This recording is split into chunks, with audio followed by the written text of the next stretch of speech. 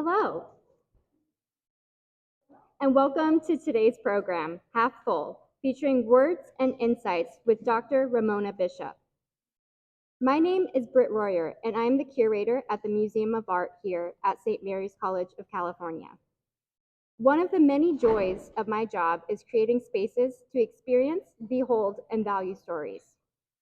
Over a year ago, Dr. Terry Jett, the Vice President of the Office of Inclusion and Belonging, introduced me to Dr. Bishop and the artwork of her late mother, Hilda Robinson. This marked the beginning of a collaboration to highlight and give space to the story and the art of Hilda Robinson. On view through June 21st, the exhibition Hilda Robinson Retrospective features large, colorful, and joyful oil pastels created by the Oakland-based artists between the 1980s and the early 2020s. Those works invite the viewer into the warmth of community, the expressions of joy, and the sensations of memory. They highlight the value of third spaces, such as parks and farmers markets, as well as the value of celebrating human expression. Please join us after this talk at 5 p.m. for the opening reception of this exhibition, along with two others, Beth Van Hosen, Felt Through the Line, and Walking the Quiet, a collaborative commission with Zach Clark. Please also check out all of our upcoming programs and happenings throughout the semester, which include crafternoons, pause for poetry, music in the galleries, and yoga in the museum. So without further ado, I would like to hand things over to my colleague, Dr. Terry Jett.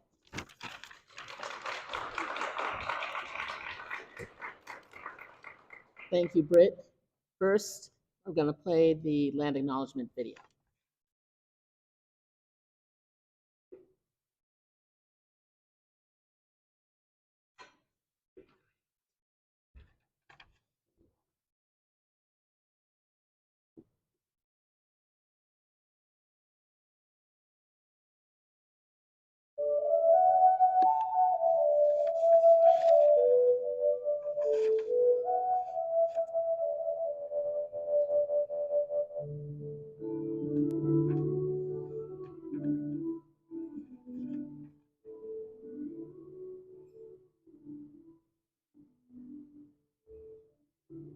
As the community of St. Mary's College of California, we acknowledge we are gathered on the ethno-historic tribal territory of the intermarried Safford, Alpine, Peruvian, ancestral Yakima Bay Miwok and Ohlone tribes.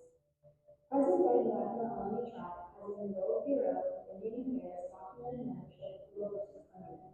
They trace their ancestry to the Catholic Church's missionization policies and connections to missions to Lourdes, San Jose, and Santa Clara during the expansion of the Hispano-European Empire into Alta California beginning in 1769. The Ramona families are the successors of the sovereign, previously federally recognized Ramona band of Alameda County. They would like you to know they are alive and thriving members of the broader Bay Area communities today. The Ramona Ohlone Indian families have never left their Aboriginal ancestral homelands of the Bay Area. They maintain their identity, traditions, culture, and language through the tenacity, strength, and legacy of their ancestors and elders. Today, they attempt to repair the sustained environmental and cultural devastation to their tribe wrought by centuries of disenfranchisement and leadership. They respectfully request that the people of St. Mary's College of California strive to be faithful stewards on behalf of the National Ohlone tribe. They encourage us to maintain the bay, freshwater creeks, native plants, animal habitats, and the air we all breathe. We recognize and pay us out efforts to St. Mary's College of California and the Lasalle family have worked to serve honorably as good stewards of this land since its purchase in 1996.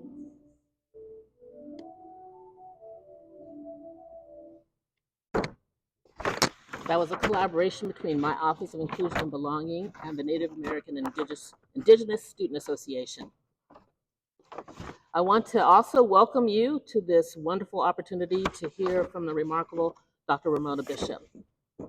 I also want to thank Coco and Desiree for the support that they have provided for putting this all together. This has been just a wonderful experience to bring this finally to this moment. In our community values, we include this Lasallian opening. Let us remember that we are in the holy presence of God. As we celebrate 100 years of Black History Month in our country and affirm its importance, especially now. And additionally, the 250th anniversary of the Declaration of Independence and values we are still working to achieve, we remember that yes, we are in the divine presence of each other. At St. Mary's this year, we are digging more deeply into the Lasallian core principle, respect for all persons. So hopefully you will see this program and the exhibition as part of our commitment to respecting everyone. Right now, I'd like to introduce my colleague, Ayana Bobin.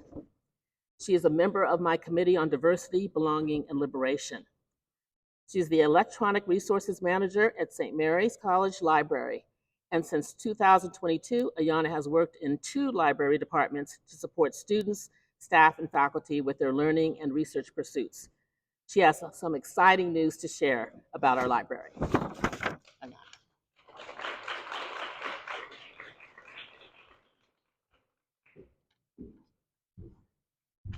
Hi, everyone. Okay, let's see here. I'm a little bit taller, so. Can you hear me? Is this on? Is it on? Okay, I guess it is on. All right, let me do it right here then. Thank you all for being here today. I really appreciate it. I'm really looking forward to hearing Dr. Ramona Bishop speak and seeing your mother's beautiful work in the exhibit. I love oil pastels, so I cannot wait. And thank you to Dr. Jett for giving me a few minutes to speak about some new and exciting developments in the library that honor Black history. Last year, an idea hatched to develop a collection that centers Black people across the African diaspora, their histories, their cultures, their literatures, and their vast contributions to the world. I had the opportunity to work with our library staff and librarians to curate the Black Experience collection, selecting books from our library stacks. We selected past and present authors representing various disciplines, and I do believe that we've curated a very diverse and potent collection for you all to enjoy. Please, I encourage you to visit the library's new interim space in the power plant. We have our Black Experience collection on display there, where you can see tomes by authors such as Frederick Douglass, Ida B. Wells, Zora Neale Hurston, Kwame Nkrumah, Ralph Ellison, Frantz Fanon, Toni Morrison, Walter Rodney, Angela Davis, and so many others. I'm also pleased to announce that in the renovated St. Albert Hall Library, there will feature a study room dedicated to Mary Ellen Pleasant, the mother of the California Civil Rights Movement. Mary Ellen Pleasant was a highly accomplished capitalist and abolitionist. Among many other initiatives, Mary Ellen Pleasant funded the Black Press, she fostered the California's Underground Railroad, and she battled public transit discrimination. Towards the end of her life in 1894, Pleasant donated funds that helped St. Mary's College relocate from San Francisco to Oakland. This tribute may have not happened had it not been for Michael Viola and his spring 2025 ethnic studies students. Michael and his students created a display that relayed the oral histories of SMC alumni Herman Brown and Mushir Abdul-Jabbar, who were active participants in student movements that led to the establishment of multiple student support departments on campus and the first ethnic studies course taught by our late brother Camillus Chavez. At the end of this display that Michael Viola and his students created, the following questions were presented. Who was Mary Ellen Pleasant? And why is she not remembered at St. Mary's College? These questions have brought us to this moment. I want to give a huge thank you to Michael Viola and his ethnic studies students for encouraging us to honor Mary Ellen Pleasant and her contributions to civil rights and to St. Mary's College. I also want to give a huge thank you to Dean Laura McDonald for advocating for this, for listening to us in the library, and really pushing to make sure that we can make history here.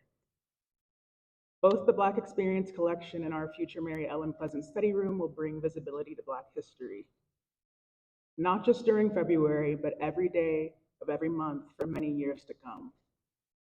With this visibility, the library has the chance to bolster campus engagement with Black histories that have shaped our college and societies around the world. Most importantly, the Black Experience collection and the Mary Ellen Pleasant study room will offer our campus the space to learn and to reflect on the power to create a more conscious inclusive, and just reality for all people. I hope to see you all engaged with our new Black Experience collection, and please do come back to see our Mary Ellen Pleasant study room when it is complete. Thank you. I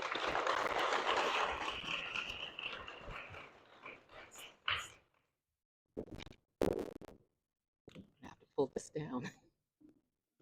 I'm sure. Can you hear me? All right, now it's my honor to introduce our wonderful speaker, Dr. Ramona Bishop. She's a Bay Area native who I met when we both attended Adams Junior High School in Richmond. Her hair was in a fabulous big reddish brown afro. And a particular highlight of my junior high experience was when she and I and our friend Sherry Pasinger created a non-traditional jazz dance with rainbow streamers that we performed during the school Shakespeare play, A Midsummer Night's Dream. See how awesome?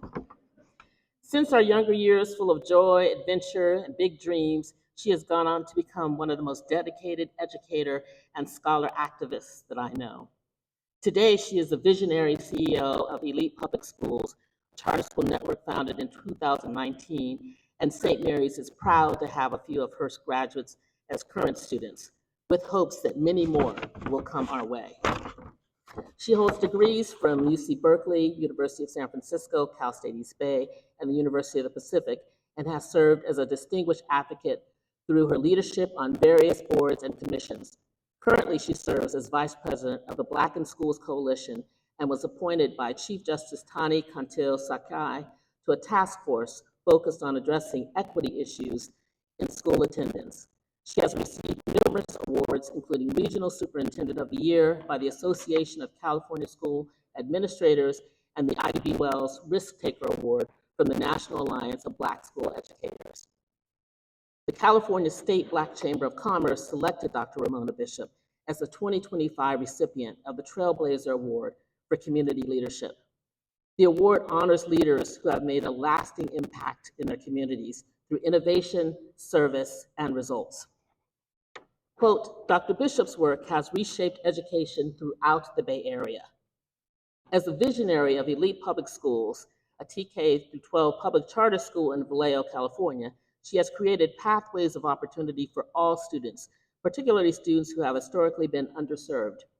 Her guidance unites STEM, academics, public health, college readiness, civic engagement, and community partnerships under one mission, empowering young people to lead with excellence and purpose. We have some of those wonderful scholars here today. I want to recognize them.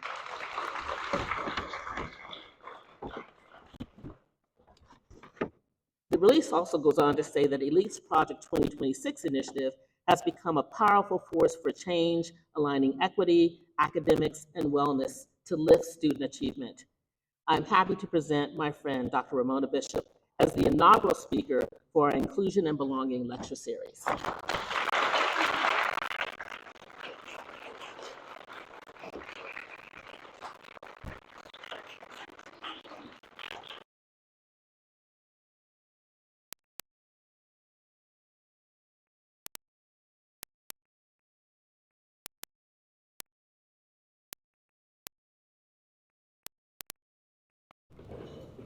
I cannot believe you told people about that horrible dance. I don't know what that was, but we were so proud with our homemade outfits and we were doing it. Um, Thank you so much for being here today. Before I start speaking in any space, I just want to get an assessment of who is in the room. And so if you are an elite scholar, if you would please just stand up so that everybody can see you.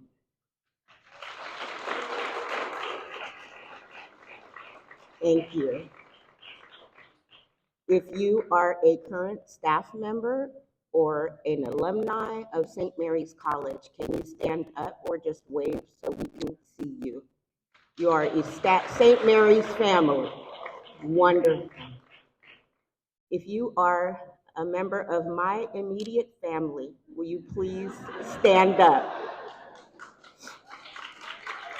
Thank you. We have my husband, Dwayne, in the front. We have my mother's sister all the way from Chicago. Auntie Ruth, and we have my cousin Stephanie, also all the way from Chicago.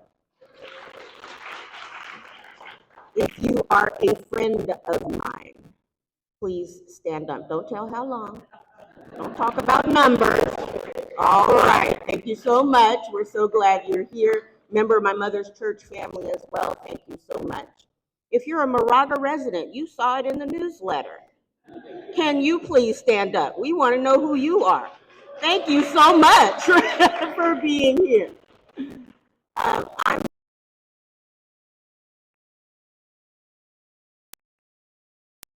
series. My friend Dr. Jet is a firecracker, and she has only been here, I believe, at St. Mary's for a year and a half, 2 years. And in that time, not only has she brought this wonderful exhibit of my mother's work to St. Mary's, but she's also bringing structures that allow for diversity and inclusion to be a regular conversation. And these are not about political, agendas or anything like that. These are stories about people. And so today I'm going to tell you the story who I had the pleasure of growing up with. She is my mother, Hilda C. Robinson, Master of Arts.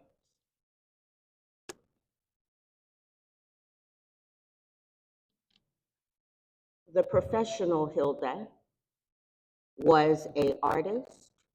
She was a dancer. She danced in New York. That's where my father met her. She was a singer. She was a cellist. She was a leader, and she was an entrepreneur.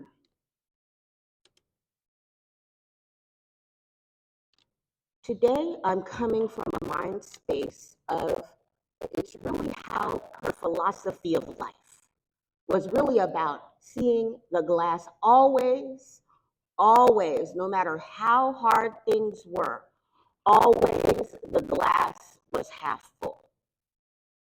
Always. That was my mom. If you knew my mother, you know that the glass was always half full. Her inspiration certainly came from the Lord above primarily. And her number one scripture that she read and painted about over and over again was, "But they that wait upon the Lord shall renew their strength. They shall mount up with wings as eagles. They shall run and never get weary, and they shall walk and not faint." And you can hear that philosophy coming to bear in this scripture. My mother was also inspired in her late 40s, early 50s. She ended up going back to school to UC Berkeley. She started out at Temple University. She went back to school at UC Berkeley, and she began to complete her bachelor's degree, and then she completed her master's degree. I watched her do that. Yes. So can you imagine yourself, those of us who are 50 plus, sitting next to 20-year-olds and getting your bachelor's degree done? It was quite a feat. But she did it, and she enjoyed every moment of it. One of her inspirations was Amedeo Modigliani. And as I read about him, I realized why. She really honed in on his figures, his elongated necks that he would paint. And it appears that when he became older and had children, children became some of his primary subjects in his art. So you'll see that as a theme in my mother's art, a lot of children. And you'll see some of the elongation and so forth that he brought to bear. When she was at Berkeley, I had the pleasure, she worked, at that time, she worked on canvas. It was oil paint on canvas. And she did a self-portrait of me. And then part of her assignment was to recreate this girl with pigtails of Modigliani. I'm praying that one day I will find that oil painting. It is somewhere. It is life size. It's huge.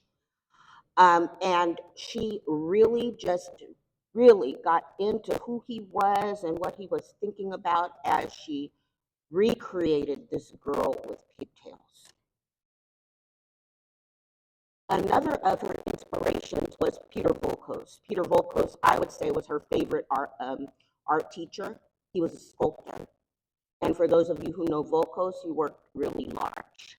So when you go into the museum and you start to look at my mother's work, when I was working with the staff at St. Mary's, I was sending them pictures and things, but when they actually got the work, they were like, oh, just the pure size of some of the pieces was stunning to them. I shared with them that the way she worked was really not about having limits of paper. So she would bring these big rolls of paper in the house, huge rolls of paper, and she would just paint until she was satisfied, and then she would cut it into a painting. And so the pure size of her work, I think, came from the inspiration of Peter Volkos. And this is one of his pieces that was at a museum, Berkeley's museum. I don't know if it's a permanent installation or it was temporary. Another of her favorites, Joan Brown, a real friend to my mother, really a strong friend to my mother, really embraced my mother as an artist.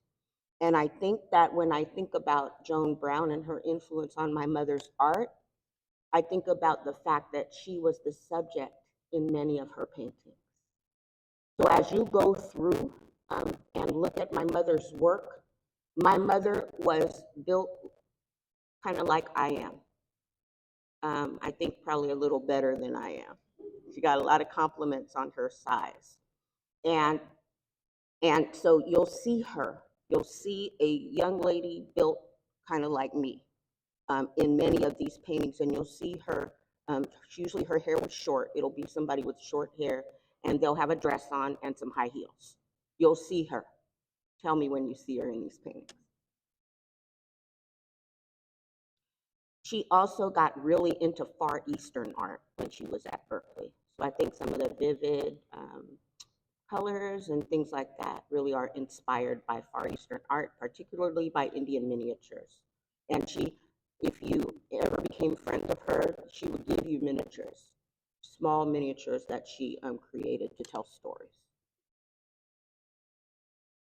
Her cultural inspiration came from so many places. I'm sure, do you recognize anybody on this board if you're in the art, right?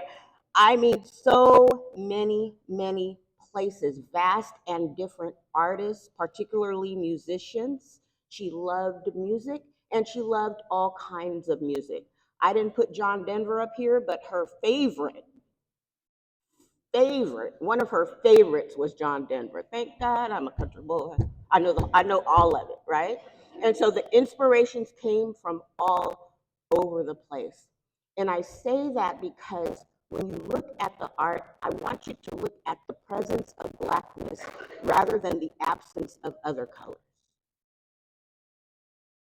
It is important that everybody understand they were in her spirit, but she really wanted to make sure that Black life was celebrated. Look at the presence of the fact that she loved everybody, but because of when she was born, she wanted to make sure that Black life was seen as joyful and that it was celebrated. And when you walk through the exhibit, I want to know what you see. Because whereas I see certain things because I grew up in the home with her, I also would love to hear about what you see. And I think there's a way that you can comment on what you see. So I'm going to take you into my household. PBS was pretty much all I was allowed to watch.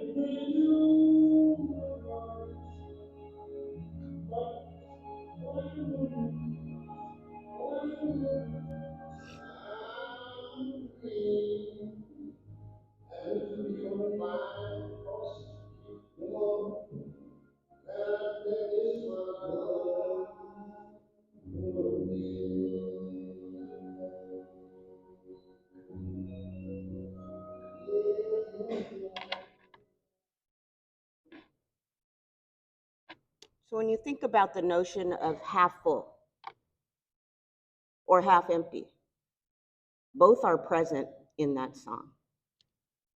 I would like for you to talk to your neighbor about what did you hear is half full lyrics? What did you hear was half empty?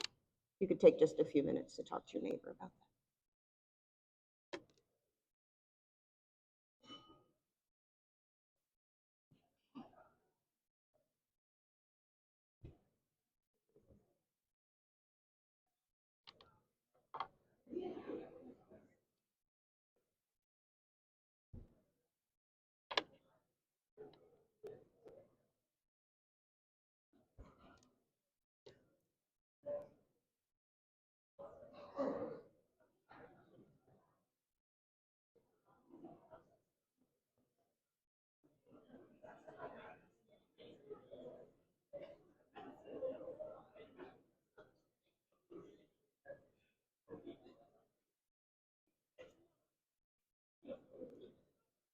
Anybody want to loud and proud tell us what did you hear that was half full and what did you hear that was half empty? Anybody want to venture just a little bit of audience participation? Who would like to share loud and proud? Half full, half empty. Jaya.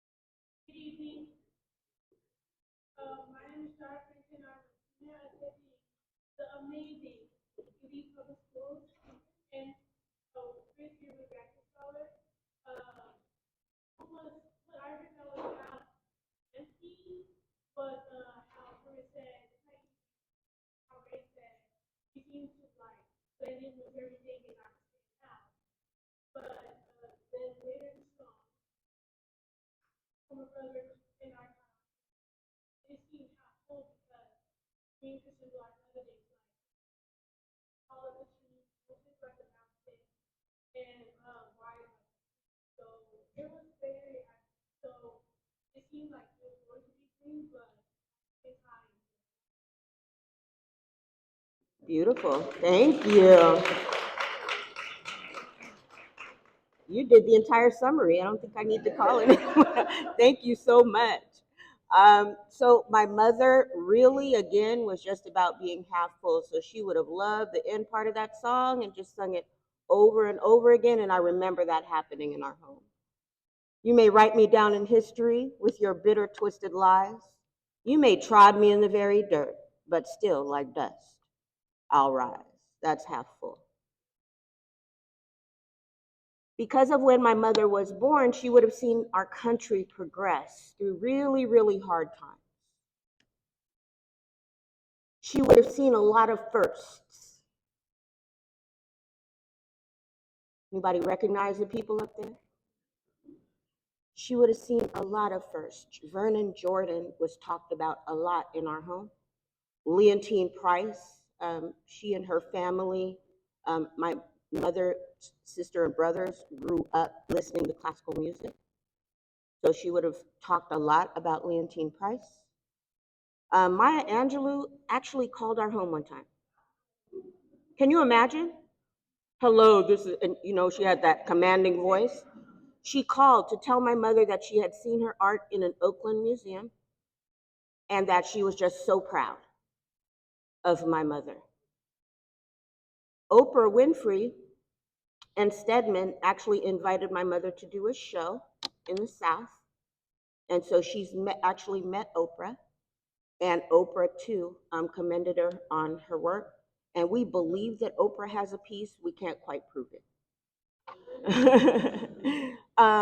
She would have seen first, like Muhammad Ali, right? That man who, although had a lot of conflict going on, was in conflict with multiple things, was just number one at his craft. and just beautiful to watch. She would have seen him in person. She would have seen Judith Jamison dance Cry, one of the most beautifully choreographed dances around. And she would have seen our first Black president. Believe me, we cried, hollered, hooped, and danced when that happened.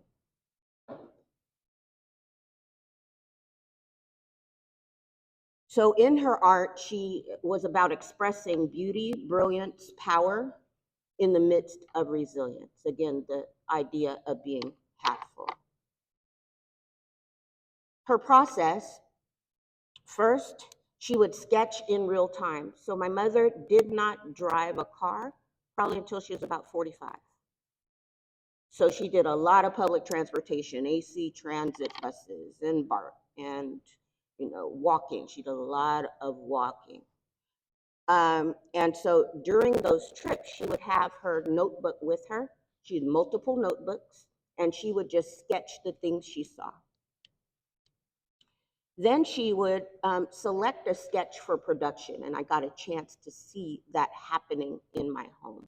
And as I shared, then she would hang up the paper, and this thing would start to create itself. The third thing she would do is to start with lines and then layer in color and create images, especially when she began to work in oil pastel. So she would just bring those images, almost like bring them out of the paper.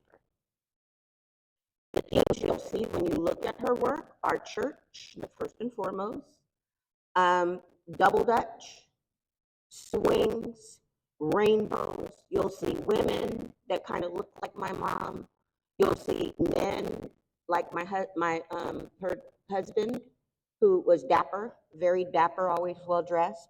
And you'll see her siblings a lot. When you see the kids and they're dressed alike, that's Auntie Ruth and Uncle Junior and Aunt Evelyn. You'll see them show up in multiple paintings.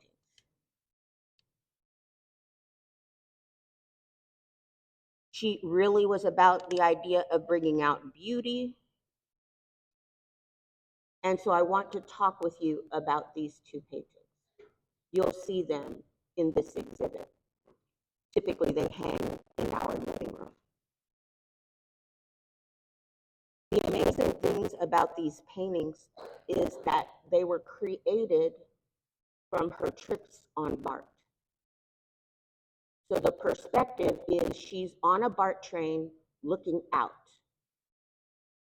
So can you imagine how many sketches it took for her to get those sketches down and create what she was going to do for these paintings? It's from the BART train looking out. Amazing. I will never forget when she was creating these images in our home.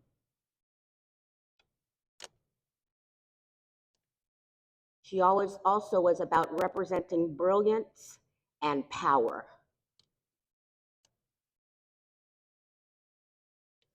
My mother was not really an activist, but in a way, I guess she was. Because in our home, we talked a lot about South Africa and the apartheid movement. I sat in way more lectures than I care to talk to you about the things that were going on. She would have been at UC Berkeley when some of the resistance was happening. We actually, I remember Bishop Desmond particularly in his tour, and we would have seen him and engaged with him. And for those of you who are not familiar with the apartheid movement, it's basically like Jim Crow in the South, but it was a little worse, I would say. And excluded were not just Black people, it was Asians, it was very severe what was going on in South Africa at that time. And so Nelson Mandela was obviously, one of the symbols of the resistance to the apartheid movement in South Africa. All those images are real images.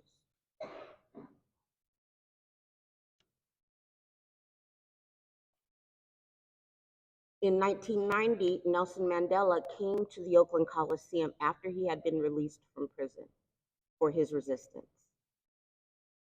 I'm not over 20 years, probably closer to 30 years that he was in jail.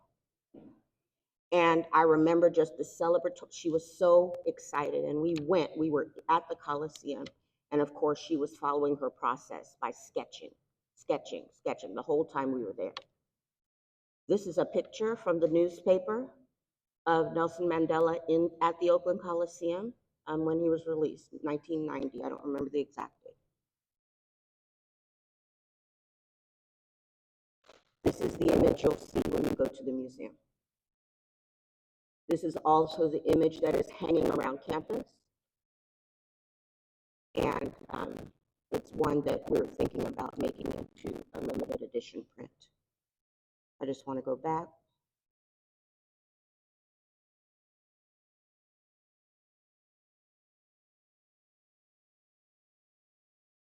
You see those streamers up at the top? Flags.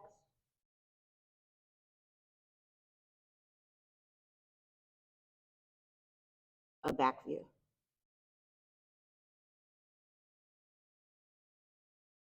My mother really was not about just representing pictures. She really shied away from doing portraits that were aligned with a picture of some sort. That wasn't her deal. She didn't like doing that.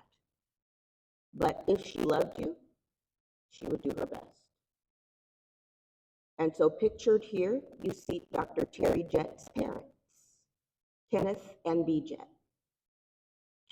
And my mother just absolutely adores her parents. And so I watched her belabor over this portrait. You will not see this one in the museum, but I watched her just really just want to get it just right. And I would say she did pretty well. It hangs in your home right now, here.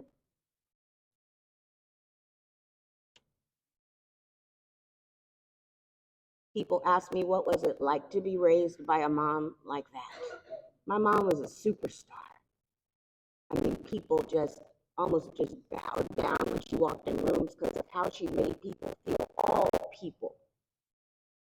She loved people. The people who know her in here know what I'm talking about. And so I just tried to give you some nuggets from her that might carry you into life in a different way. She would tell me, give everyone an A until they earn an F.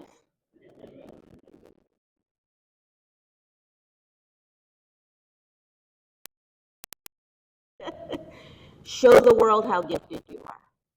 So if she met you, she would find out what your gift was, and the next time she saw you, she would check in on how you were using that gift. That was my mother. Lastly, and most importantly, release it. God is in control.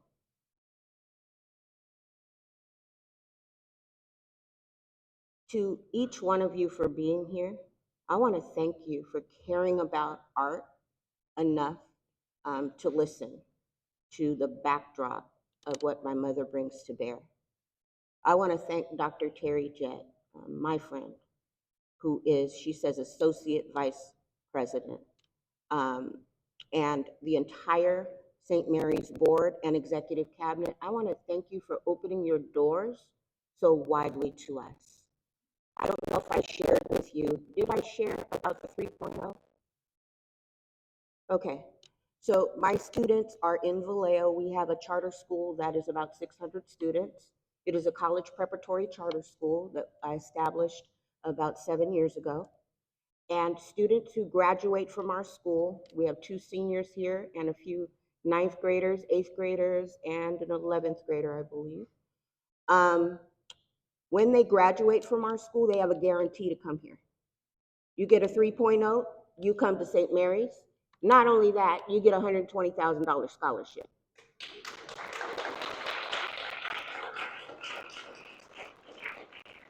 And so we have 2 students currently here at St. Mary's College, ninth graders, freshmen. And I'm just absolutely thrilled, but none of this happens without the power of Dr. Terry Jett and her team. I want to thank Britt Royer, who was the primary contact for me, but all museum staff, all directors, everybody, you guys have been exquisite. Thank you for how you handled my not knowing what the heck I was doing to help you get what you needed. To Cora Gaston Coco, who is our administrative assistant, truly appreciate you and for everything you did to help us get here. To all members of the Robinson, Bishop, Sharp, Hill families, appreciate you. I love you. To all extended family members and friends, many of you are my family, just by virtue of being my friends. All members of my mother's church, some of them are here today, and to our elite scholars, thank you so much for being here. And to each one of you, the Moraga citizens and everybody who is here present, I appreciate you. I hope that you enjoy every moment of the time with my mother's art. It will be here through June. Please bring your friends and enjoy my mother's legacy. Thank you so much.